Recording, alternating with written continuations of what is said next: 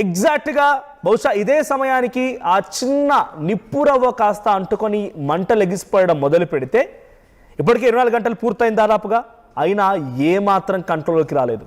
అయితే ఇదంతా జరుగుతోంది. ఉదాహరణకు ఒక సిలిండర్ అనుకోండి, సిలిండర్ ఇందాక చెప్పినట్టుగానే సిలిండర్ని మనం వంట చేసుకునే టైంలో మనం ఆ బర్నర్ని ఆన్ చేస్తే ఆ బర్నర్ దగ్గర మాత్రమే మండుతుంది.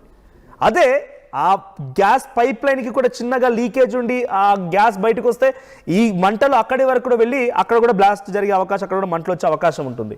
అప్పుడు ఏం చేస్తాం, మనం సిలిండర్ దగ్గర ఆఫ్ చేయొచ్చు, దెర్ ఇస్ ఎ ఛాన్స్. కానీ ఇక్కడ ఆఫ్ చేయడానికి ఆస్కారమే లేదు. భూమి లోపల గ్యాస్ ఉంది, భూమి లోపల చమురు ఉంది, అదంతా కూడా ఇట్టే బయటకు వస్తుంటే దాన్ని ఆఫ్ చేయడానికి కూడా ఏమాత్రం అవకాశం లేదు.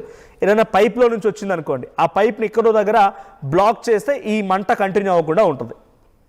లేదు ఇంకెక్కడైనా ఒక వాల్ లాంటిది ఉంటే వాల్ని క్లోజ్ చేసినా అయిపోతుంది. కానీ ఇక్కడ అటువంటి అవకాశమే లేదు. 40,000 క్యూబిక్ మీటర్ల గ్యాస్ ఆ బావిలో ఉంది.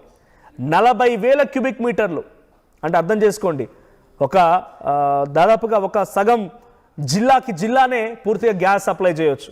అంతటి గ్యాస్ నిల్వలు ఉన్నాయంట అక్కడ.